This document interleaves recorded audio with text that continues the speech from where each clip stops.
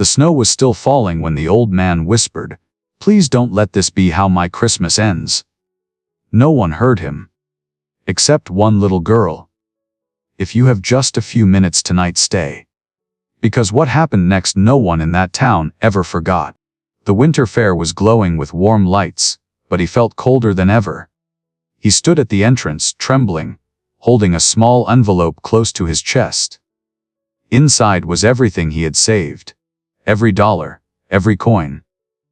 All for one simple wish, to buy a wooden Christmas wreath for his late wife's grave. He lifted his eyes toward the booth selling handmade wreaths. And that was when it happened. Two teenage boys rushed past him. A hard shove. His breath caught. The envelope slipped from his fingers, and before he could even blink, one boy scooped it up. A cruel laugh cut through the night. Snowflakes spun around him as the boys vanished into the crowd. The old man reached out, but his knees gave in. He fell to the ground, his palms sinking into the cold snow. People stared. People hesitated. But no one stepped forward, except her. A little girl with a red scarf dragging in the snow. Ellie, 8 years old. Holding a cup of hot cocoa with both hands, steam rising into the freezing air. She didn't see the crime. She didn't understand the chaos. But she saw something even more important. She saw the old man cry. And children don't run from tears. They move toward them. Ellie took a small breath. She tightened her mittens. And she walked toward him step by gentle step. The winter fair kept moving as if nothing had happened. People hurried past with bags of candy and hot pretzels. Parents lifted their kids onto the carousel. Teenagers laughed under the glowing Christmas lights. The world stayed bright, warm, alive. But the old man stood in the middle of it all, cold, shaking, and completely unseen. He pressed his hand into the snow, trying to stand. No one stopped. No one cared enough to look back. Except Ellie. She wasn't laughing. She wasn't rushing anywhere. She wasn't pretending not to see. Her small boots slowed in the snow. Her red scarf brushed the ground. She watched the old man, not the lights, not the rides, not the crowd. Just him. The fair kept spinning around them, loud and colorful. But between the two of them a tiny pocket of silence opened. Ellie stepped closer. "Sir, do you need help?" she whispered. The old man finally looked up, eyes red, breath unsteady. For the first time all night someone saw him. And that moment when the entire fair walked away, and one little girl walked toward him, was where everything truly began. Ellie held the old man's hand until he steadied himself. The snow kept falling, soft and quiet, as if trying to cover what had just happened. "What did they take?" she asked. He hesitated. Pride made him swallow the words once. Pain made him speak them the second time. "My envelope," he said softly. "All the money I saved. I was going to buy a wreath for my wife." He looked toward the booth again, its warm lights glowing like a promise he could no longer reach. "She loved Christmas," he whispered. 3 years gone and I still try to make it special. Tonight was supposed to be everything." Ellie's small fingers tightened around her cocoa cup. She didn't know the full weight of grief, but she knew the shape of sadness.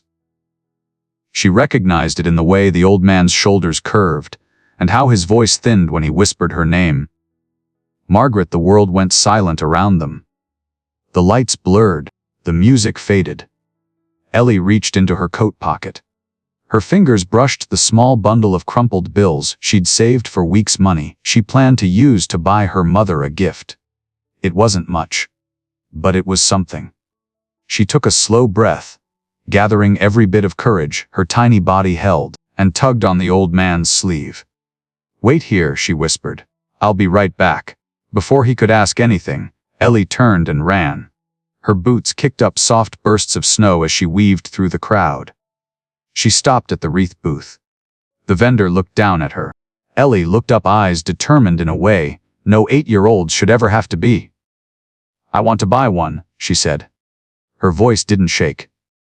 The vendor gently lifted the smallest wooden wreath, decorated with pine cones and a thin red ribbon. "It's 15, sweetheart."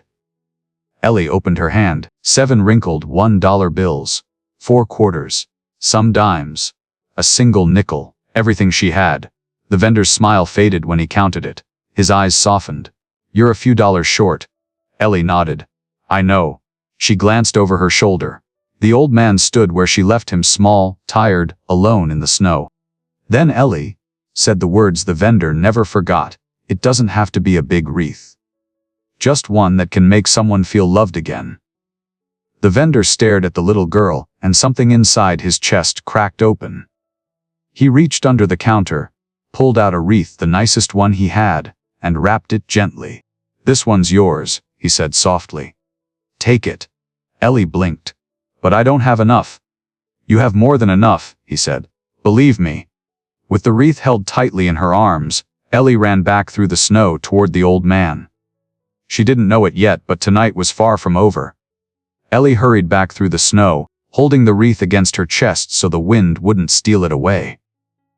The old man looked up when he saw her coming, surprised, confused, and then simply overwhelmed. You bought this? He whispered. Ellie nodded. It's for her. The old man pressed a trembling hand to his mouth. For a moment, he couldn't speak. He could only breathe ragged, shaky breaths that fogged the cold air. Thank you, he finally managed. I don't know how to. You don't have to, Ellie said softly. The old man looked at her for a long moment, his eyes shining in the snowlight. Child, may I know your name? He asked quietly. Ellie, she answered. He repeated it under his breath, gentle and grateful. Ellie, thank you. They stood together in the falling snow, a girl with a red scarf, and a man who thought the world had forgotten him. But the world hadn't forgotten. Not tonight. Somewhere in the distance, so faint Ellie didn't notice it. At first, a low rumble rolled across the hills. A vibration in the ground. A pulse beneath the wind. The old man heard it before she did. His head lifted. His eyes turned toward the dark road beyond the fair. That sound, he knew it. Engines. The rumble grew louder, steadier, closer. What's that? Ellie asked. The old man took a slow, uneven breath. Something stirred in his expression, something between fear and hope. Stay close, he whispered. The wind carried another wave of sound, deeper, heavier, like thunder wrapped in steel. Then, through the swirling snow, the first headlight appeared at the top of the road, followed by another, and another, until an entire line of them lit up the hill. Ellie's breath caught. What is happening? The old man swallowed. They finally found me, he whispered.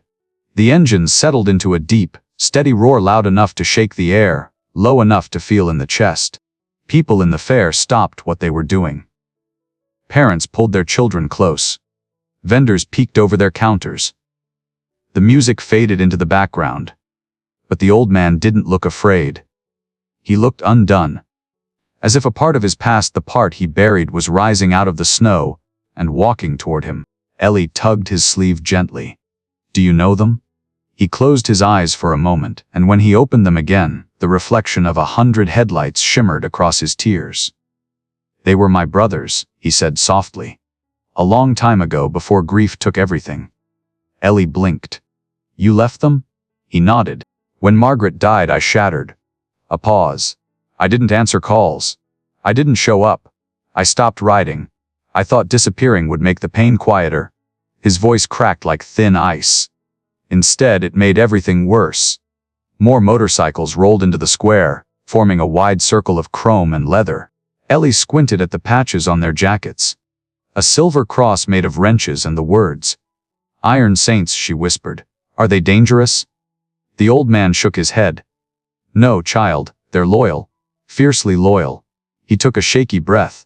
And they don't forget their own. He lifted the wreath Ellie had given him, hands trembling, heart trembling harder. Tonight they didn't come for trouble. His voice softened. They came because someone must have told them I was worth finding again. He looked down at Ellie. And for the first time in years, he didn't look lost anymore. The motorcycles rolled to a slow stop, circling the fairground like a protective wall of chrome and leather. The engines hummed low, steady, powerful. Snow swirled around the headlights, turning the whole scene into a glowing storm of white and gold. One biker stepped forward.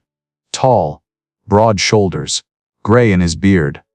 A scar cutting through his eyebrow. His boots crunched the snow as he walked toward the old man, each step heavy, deliberate, almost trembling. He stopped just a few feet away. The old man lifted his head. Their eyes met. A long, aching silence stretched between them, a silence heavy with years of distance, loss, and everything left unsaid. The biker removed his gloves, then his helmet. His breath shook in the cold. "Jack," he said slowly, like the name was a memory that hurt to speak. The old man swallowed. Reed. That was all he managed. Just one name. But it hit the biker like a punch. Reed stepped forward and pulled the old man into a hug, a rough, desperate, bone-deep hug, the kind only brothers share after thinking they've lost each other forever.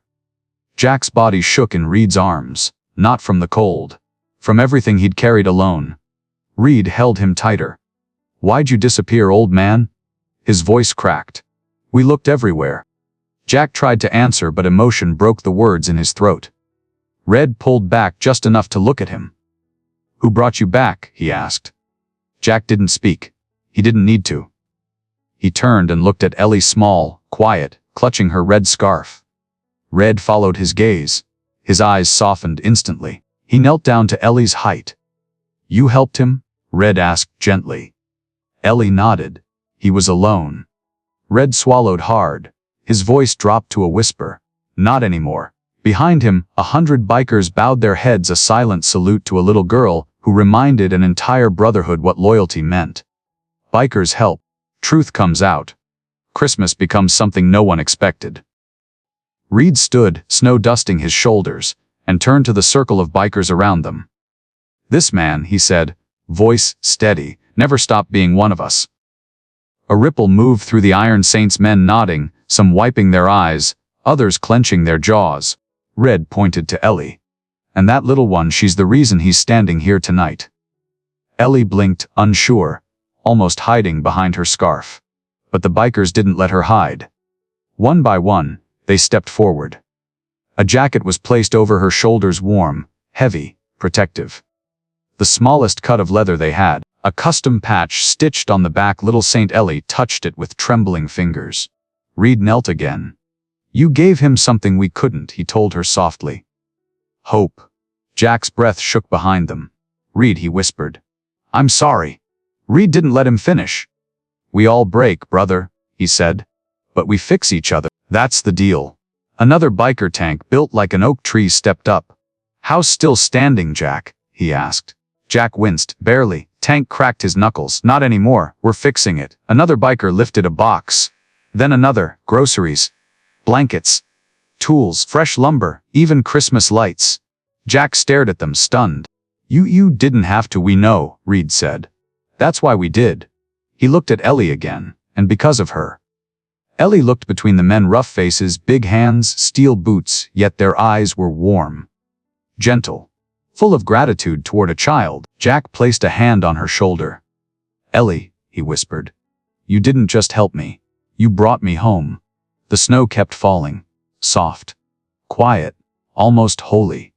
And in that glowing winter night, an old man, a little girl, and a brotherhood of bikers stood together, not as strangers but as family.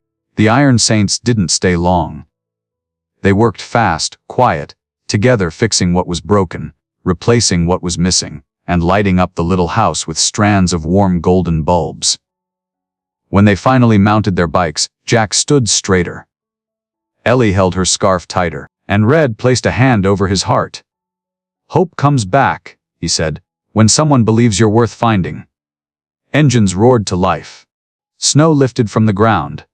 And the night glowed brighter than Christmas itself. Thank you for staying till the end. If this story moved you, keep it close. You never know whose Christmas you might save next. Merry Christmas, wherever you are.